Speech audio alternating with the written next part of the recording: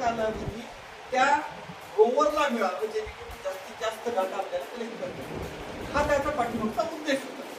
म्हणजे 23 ऑगस्टला सूर्योदय होणार आहे हे कॅल्क्युलेशन करून त्या पद्धतीने आपण कॅल्क्युलेट करतो. केव्हा सुरुवात करायची, केव्हा पाठवायचं, केव्हा लँड करायचं, सगळ्या गोष्टीचे प्रिसाइज अचूक कॅल्क्युलेशन करूनच ते आपल्याला पाठवायचं. आपल्याला माहिती आहे की आपल्याला गाडी चालवत असताना समोर कोणी आलं तर अचानक कंट्रोल होत नाही.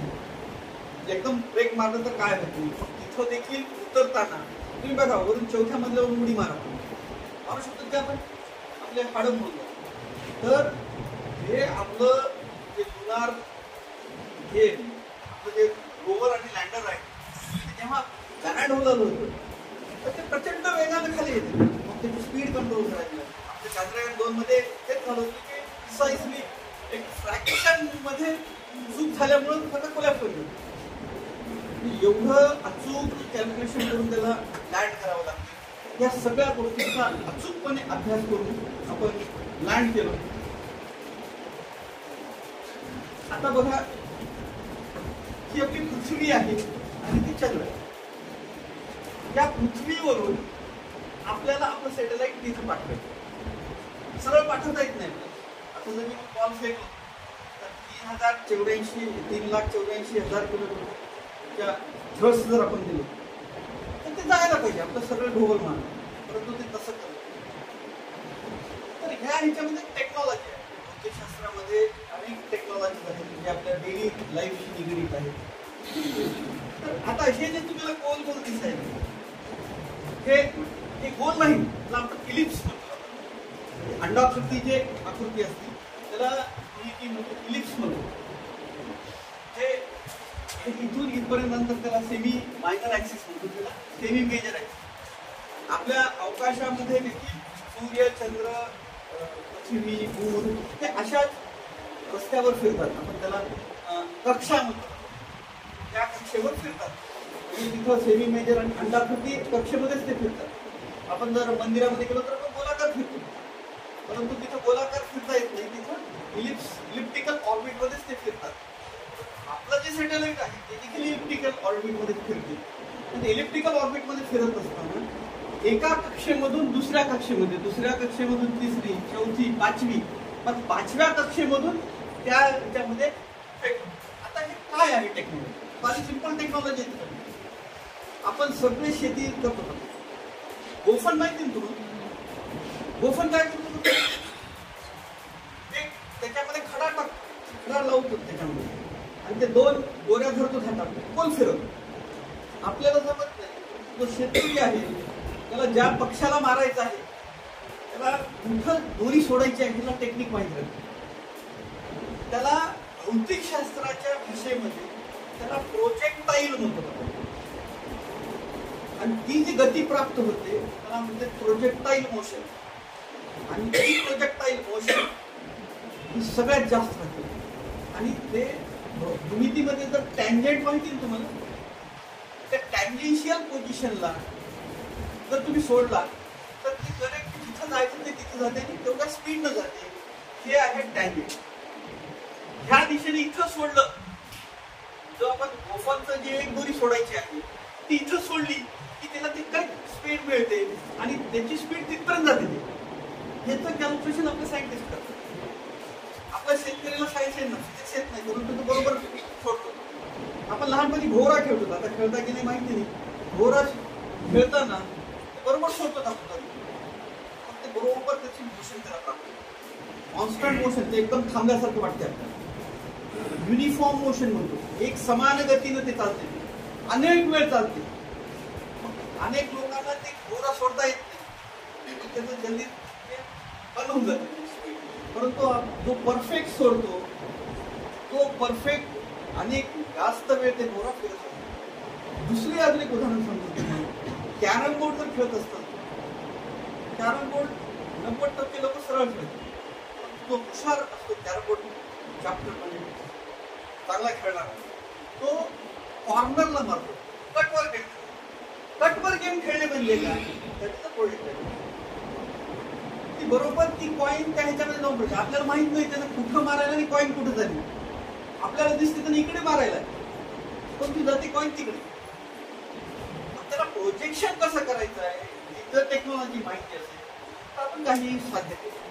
पण अशाच पद्धतीनं जेव्हा ज्ञान सोडायचं आहे आपल्याला, तर पृथ्वीची कक्षा आहे पहिली, आपलं हे वातावरण आहे. त्या वातावरणामधून पहिला ऑर्बिट आहे. पहिल्या ऑर्बिट मध्ये किती स्पीड आहे, मग पहिल्या ऑर्बिट मधून दुसऱ्या ऑर्बिट मध्ये इथं प्रोजेक्ट करतो. प्रत्येक ठिकाणी एकाच ठिकाणी प्रोजेक्ट केलेला आहे. मग त्याची स्पीड इथं जेवढी आहे त्याच्यापेक्षा जास्त इथं स्पीड येईल, त्याच्यापेक्षा जास्त इथं स्पीड येईल, इथं येईल. आणि ह्या सगळ्यात शेवटी 5व्या ऑर्बिट मध्ये जी प्रोजेक्टाईल मोशन लागते, प्रोजेक्टाईल वेग लागतो, जे की इथून इथपर्यंत अंतर किती आहे, 3,84,400 किलोमीटर अंतर.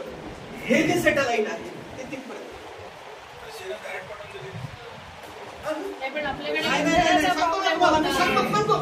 त्याचं उत्तर देतो मी नंतर तुम्हाला. कमीत कमी एनर्जी मध्ये जातो, कमीत कमी एनर्जी. आपण जे पैसा जो खर्च केलो, आपण भारताचं म्हणजे भारताचं सगळे आपले काय प्रॉब्लेम आहेत आर्थिक गणित आहे. आपलं घरी बघतो तर आपण कमीत कमी पैशामध्ये चांगली वस्तू कशी येते, मग आपण बार्गेनिंग करतो. तसंच आपली बार्गेनिंग आहे, भारताच्या अर्थव्यवस्थेची बार्गेनिंग आहे, जे की संशोधकांवर जिम्मेदारी दिली कमीत कमी. म्हणून जर आपण जे आपली पाठ थोपटून घेतलं मंगळ यानाचं, की ऑटो रिक्षापेक्षा देखील कमी खर्च लागला, तसं जर पैसा खर्च करायला की काही होऊ शकते ना. आपण डेली लाईफ मध्ये देखील आपण मोबाईलचा रिचार्ज करताना देखील विचार करतो सर.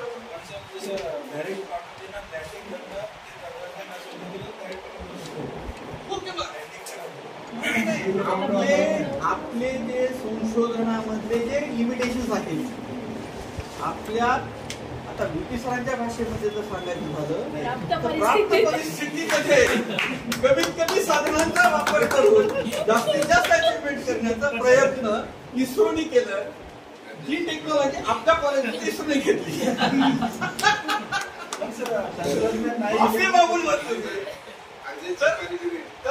नाही क्वालिटी रेट नाही, म्हणजे प्राप्त परिस्थितीमध्ये टेक्नॉलॉजी नाही हे पण आहे. मी काय म्हणालो, आपण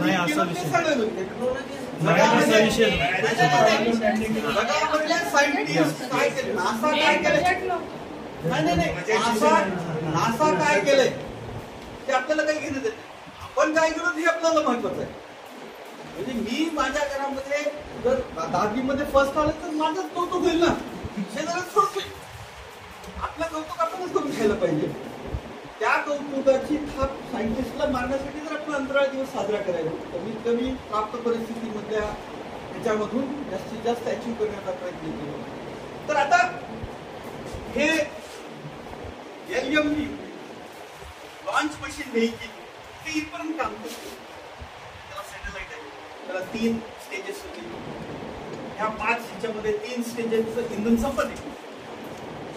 इथं जेव्हा तो प्रोजेक्ट होतो ते सॅटेलाइट डिटॅच होतं, आता सोड टाकतात. जसं आपलं स्ट्रायकर त्या कॉइनला सोडून टाकते तसं इथं स्ट्रायकर स्पीड भेटते त्याला आणि ते सॅटेलाइट स्पेसमध्ये कोलॅप्स होत असते. कोलॅप्स झाल्यानंतर ते जे लँडर आणि रोवर आहे ते कुठपर्यंत जाते, तर त्या ह्याच्यापर्यंत चंद्राच्या कक्षेमध्ये. चंद्राला देखील स्वतःच्या कक्षा आहे. मग त्या कक्षेमध्ये आपलं लँडर आणि रोवर किती स्पीडमध्ये कुठं कुठं जायचं आहे आणि कोणत्या ठिकाणी उतरायचं आहे. दक्षिण ध्रुवावर उतरायचं तर ते कुठून उतरावं.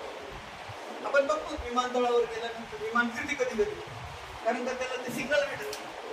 कधी कधी वातावरण खराब राहतं, ते काय फिरत राहते. मग तुम्ही बघा कधी जर विमानामध्ये बसला तर तुमच्या लक्षात येईल की विमान जेव्हा खाली उतरते आपल्याला धडधड धडधड धड वातावरणाचं प्रेशर कमी जास्त होतं. मग ते एकदम उतरत नाही, एका विशिष्ट अँगलनं उतरा. त्या विशिष्ट अँगलनं उतरल्यानंतर परफेक्ट लँडिंग होती. तरी सुद्धा तिथं घर्षण तयार. जसे आपण विमानामध्ये बसल्यानंतर आपल्याला लगेच लक्षात येते धड म्हणून आवाज येते, तिथं ते ब्रेक मारलं जाते आणि खरं म्हणून आवाज येते. आता ते डिपेंड अपॉन द पायलट. म्हणजे आवाज येणं प्रत्येकाची टेक्नॉलॉजी आहे. म्हणजे गाडी कोण कसं चालवलं त्याच्या पायलटवर अवलंबून आहे. तसं सॅटेलाइटला कोणी पायलट नाही, पण इथं बसून आपण सगळं कंट्रोल करतो. त्या टेक्नॉलॉजीचा वापर आता हे Chandrayaan mission achieve great heights demonstrated safe and soft landing. हे महत्त्वाचं, सेफ अँड सॉफ्ट लँडिंग म्हणजे कसंही फेकून टाकणे, व्यवस्थित पाठवणे. आपल्या लेकराला जसं आपण सांभाळतो तसं सांभाळत ते लँडर आणि रोवर त्या चंद्राच्या पृष्ठभागावर. आता तिथलं वातावरण कसं आहे काहीही माहिती नाही. तिथं गेल्यानंतर आपल्याला तिथल्या वातावरणाचा अभ्यास करायचा होतं. तिथं बसून काहीच माहिती नव्हतं. तरी इमॅजिनरी म्हणजे काय काय असू शकते त्या सगळ्या गोष्टींचं गणित धरून मग आपण ते लँड केलं. आता चांद्रयान-3चं शेड्यूल जर बघितलं आपण म्हणजे बघा 14 जुलैला आपण पहिलं वर सोडलं. म्हणजे आपण चांद्रयान 14 जुलै 2023ला आपण स्पेसमध्ये गेलो. तर आपण केव्हा पोहोचलो? 23 ऑगस्टला. म्हणजे 14 जुलै ते 23 ऑगस्ट हे आपलं यान आहे ते संपूर्ण अंतराळामध्ये. म्हणजे आता जर तुम्ही पाहिलं तर मी जे सांगितलं तुम्हाला पृथ्वीच्या पृष्ठभागावरून चंद्राच्या पृष्ठभागावरून ऑर्बिटमध्ये ते 14 जुलै ते 23 ऑगस्ट पर्यंत. 23 ऑगस्ट का निवडली मी तुम्हाला सांगितलं. तिथे सूर्योदय होणार होता. मग त्या दिवशी कशा पद्धतीने डायरेक्ट तिथे सोडता येतो. तर मग आपलं 23 आता हे Chandrayaan successfully inserted in the lunar orbit. आता हे लुनार ऑर्बिट म्हणजे काय? तर कक्षा. ऑर्बिट म्हणजे कक्षा. लुनार म्हणजे चंद्राच्या जवळची कक्षा. सोलार ऑर्बिट म्हणजे सूर्याची कक्षा. आपल्या त्या सूर्याच्या कक्षेमध्ये आपलं पृथ्वी आहे, बुध आहे, नेपच्यून आहे, गुरुग्रह आहे. तसं चंद्राच्या भोवती स्वतः चंद्र एक ग्रह आहे, उपग्रह आहे आपल्या पृथ्वीचा. त्याची देखील कक्षा असतात. त्या कक्षेमध्ये आपलं 5 ऑगस्टला गेलं. 5 ऑगस्ट ते 23 ऑगस्ट मी तिथं दाखवलं तुम्हाला. कीबोर्डचं ॲरो कीबोर्ड लावलं आहे आता होतं. हां हे जे ऑर्बिट आहे ह्या ऑर्बिटमध्ये किती तारखेला गेलाय? 13 तारखेला 13 ऑगस्ट. ते 7-8-10 दिवस ह्या ऑर्बिटमध्ये फिरलाय होता. पहिलं ऑर्बिट हे बाहेरून मध्ये. आता इथं कसं केलं होतं आपण? मधून बाहेर जात गेलो. आता तिथं उतरत असताना बाहेरच्या ऑर्बिटमधून मधल्या ऑर्बिटमध्ये. आता बघा बाहेरच्या ऑर्बिटमध्ये जायचं असेल तर स्पीड वाढवावी लागते. मधल्या ऑर्बिटमध्ये येताना स्पीड कमी करावी. हळूहळू तुम्ही बघा भोवरा फिरताना ते हळूहळू फिरते आणि ऑर्बिट कमी करते. तुम्ही नदीच्या ह्याच्यामध्ये जर आपण त्याला भोवरा म्हणतो, भोवरा बघा तुम्ही हळूहळू मध्ये त्याची व्यास किंवा त्याला डायमीटर म्हणतो ते कमी होतं. तसं हा व्यास कमी करण्यासाठी त्या सॅटेलाइट किंवा लँडर रोवरची स्पीड कमी करावी लागते. 5व्या ऑर्बिटमधून 4थ्या ऑर्बिटमध्ये, 4थ्या ऑर्बिटमधून 3ऱ्या ऑर्बिटमध्ये येत शेवटच्या ऑर्बिटमध्ये जेव्हा चंद्राच्या कक्षेमध्ये प्रवेश करायचा त्याची स्पीड किती असायला पाहिजे ते कॅल्क्युलेट करून हळूहळू त्याची स्पीड कमी करण्यात आली. तर शेवटी लँडर सक्सेस हे नाही तर हे 23 Chandrayaan soft landing on the moon surface हे 23 ऑगस्टला 6:04 झाले. आपण लाईव्ह मध्ये पाहिलं आपण सगळं. त्याच्यानंतर सप्टेंबर 3 पर्यंत हे पूर्ण त्यांनी डाटा कलेक्ट केला. आता बघा त्याच्या पुढचं दाखवतो मी तुम्हाला. नंतर परत 10 नोव्हेंबरला ते परत मागून घेतलं.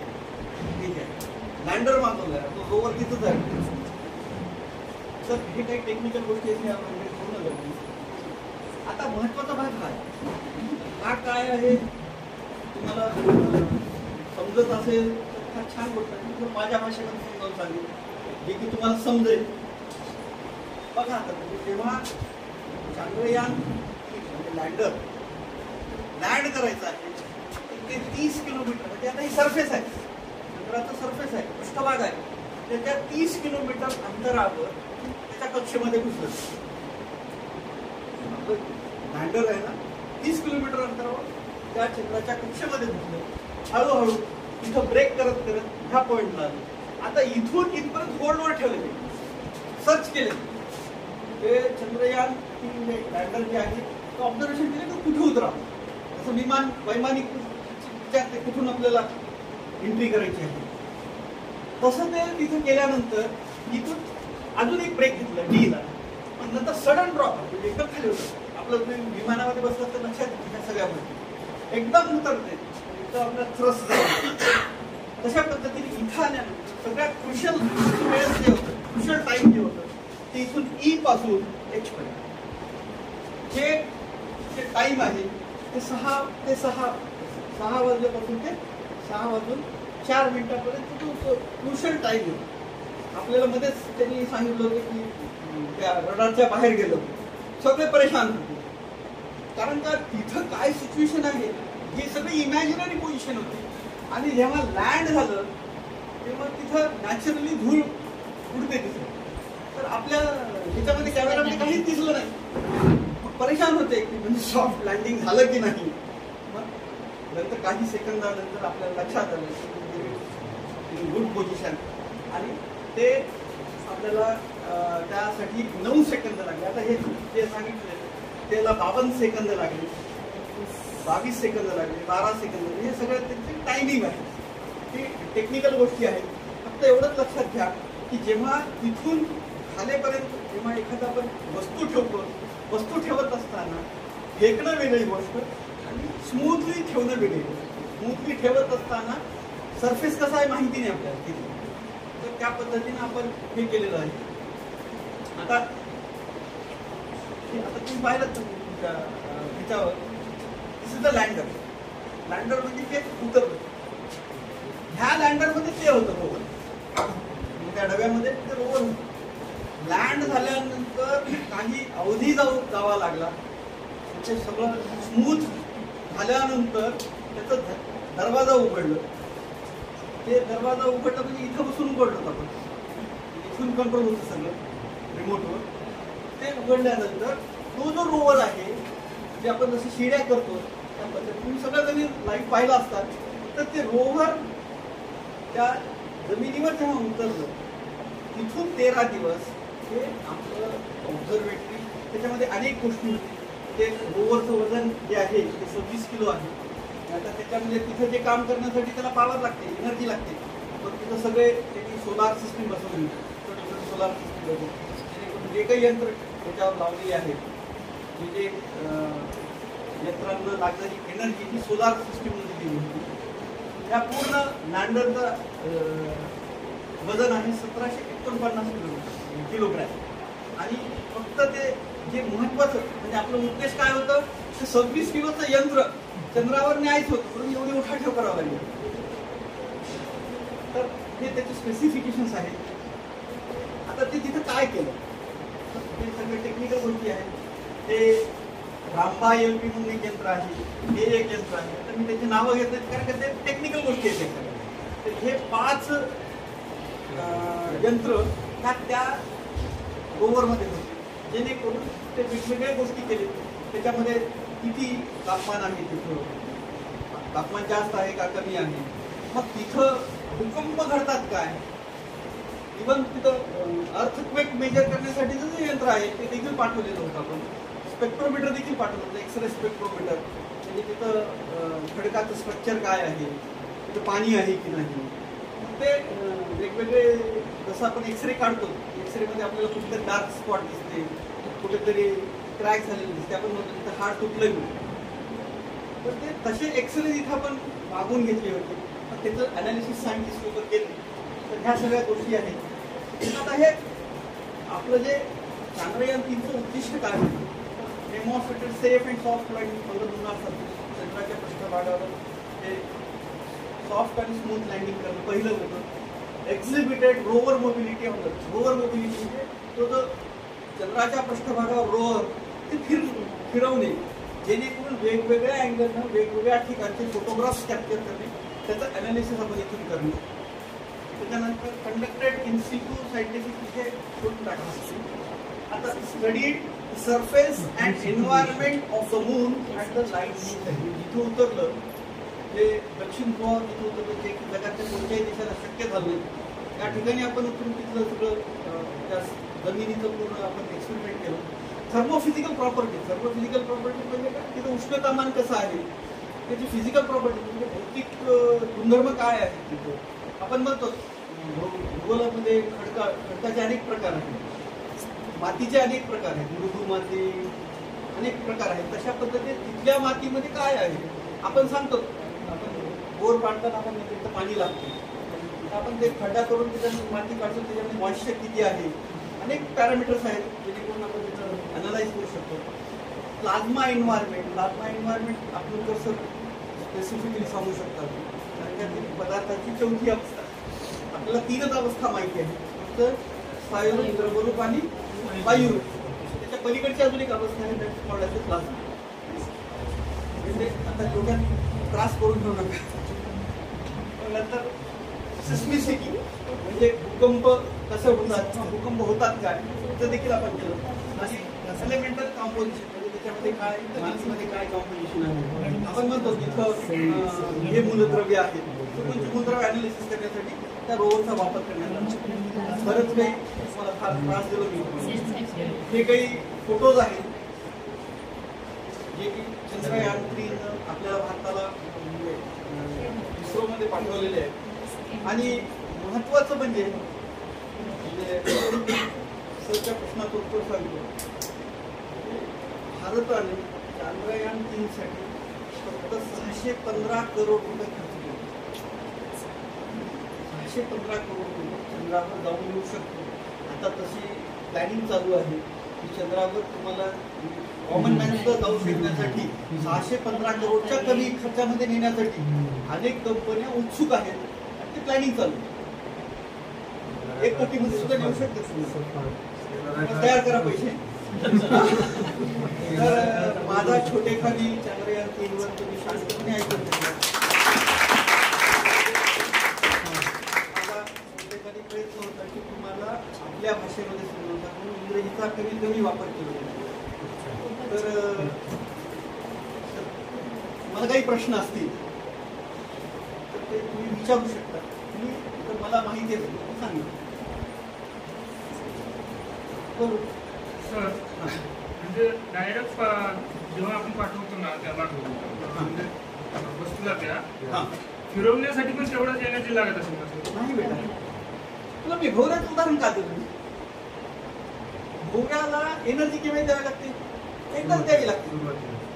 जिथं आपण सोडतो दोरी खेळत नाही भोवऱ्यात, तेवढीच एनर्जी द्यावी लागते. नंतर ते ऑटोमॅटिक फिरते ना. तुला सांगतो ना आता एक मिनिट. हा हे बघ, मी तुला सांगितलं 5 ऑर्बिट आहेत. पहिल्यातून दुसऱ्यात गेलं, दुसऱ्यातून तिसऱ्यात गेलं, तिसऱ्यातून चौथ्यात गेलं, आणि चौथ्यातून 5व्यात गेलं, आणि 5व्यामधून डायरेक्ट आपण लुनारला पडला, म्हणजे चंद्राच्या कक्षेमध्ये. आता पहिली कक्षा कोणती होती, ही होती. बरोबर आहे. जेव्हा आपण स्पेस मध्ये जाते रॉकेट, ह्या ऑर्बिटमध्ये फिरते काही दिवस. चालले नसेल हे पहिलं ऑर्बिट, हे दुसरं, हे तिसरं, हे चौथं, हे 5वं. पहिल्या ऑर्बिट मध्ये काही दिवस फिरवतात. तर काही लागणार, एकदा ऑर्बिट मध्ये सोडले की जाते. आणि ह्याच्यामध्ये एक महत्वाचा लॉ आहे, भौतिकशास्त्रामध्ये तुम्ही शिकला असता. सेंट्रिपिटल फोर्स आणि सेंट्रिफ्युगल फोर्स म्हणतात. ह्या थेरीवर ते फिरते. आपण जे भोवरा फिरतो ते देखील त्याच्यावर फिरतो. सेंट्रिपिटल फोर्स आणि सेंट्रिफ्युगल. आपण दोरीला हे बांधा गोटी, तर फिरवा. तू जर ऑब्झर्वेशन केला तर तुला एनर्जीच लागणार. ते दोघं एकमेकाला ओढतात आणि ते फिरतात. ही जी एनर्जी लागते ती इथे देते एकाच ठिकाणी. इथं एकदा एनर्जी दिली तर पहिल्या ऑर्बिट मधून दुसऱ्या ऑर्बिट मध्ये, दुसऱ्या ऑर्बिट मध्ये फिरते ते. तू लहानपणी पाळण्यामध्ये आई आपल्याला हलवते बघ. पाळण्यामध्ये हलवत असताना पहिल्या वेळेस फोर्स जास्त लागतो, नंतर नुसतं हात लावते तेवढी एनर्जी लागत नाही. मग ते ऑटोमॅटिक त्या ह्याच्यापर्यंत जात राहते. फक्त त्यांना बूस्ट करावं लागतं. बूस्टिंग मध्ये इथं बूस्ट करते, इथे एनर्जी लागली तर दुसऱ्या ऑर्बिट करतो. दुसऱ्या ऑर्बिटमध्ये कॉन्स्टंट स्पीड झाली की थर्ड बूस्ट देत होते, त्या थर्ड ऑर्बिटमध्ये तर तेवढीच एनर्जी लागते, जास्त लागला आलं लक्षात येतं. म्हणून पाळणा जर तुम्ही झोका खेळत असताना आपण फक्त पाय टेकवतो, तिथे एनर्जी लागते काय? लागत नाही. ही टेक्नॉलॉजी म्हणजे किती सिंपल टेक्नॉलॉजी आहे बरं, आपण दररोजच्या जीवनामध्ये वापरतो, पण ते आपल्याला माहिती काय करावं. साधी सिंपल टेक्नॉलॉजी. समजलं का तुला? अजून काही प्रश्न? याच टेक्निकचा वापर मला वाटतं त्या एक लेडी क्रिकेटरचा जो मूव्ही आहे घुमर, तिला जो राईट हँड नसतो तो राऊंड करून बॉल फेकते आणि देते. हा तेच ना घुमर म्हणून मूव्ही आहे, ती सुद्धा राऊंड घेऊन एनर्जीला गती देते. एक सांगतो, जगामध्ये नॉलेज नसल्यामुळे अनेक लोक मागे, छोट्या अशिक्षित माणसाकडे एवढी टेक्नॉलॉजी आहे की त्याचं प्रॉपर युटिलायझेशन आपण करू शकत नाही, परंतु त्याने करते ते. तुम्ही बघा ते हमाल आपल्या ह्याच्यामधलं इझिली लिफ्ट करतो होतं, 1 क्विंटलचं इझिली लिफ्ट करतो, त्याच्यावर टेक्निक राहते. परंतु त्याचं टेक्निक सायंटिफिक दृष्ट्या तो समजावून शकत, त्याने पण ते ऐसा करण्याचा फायदा हो जाता.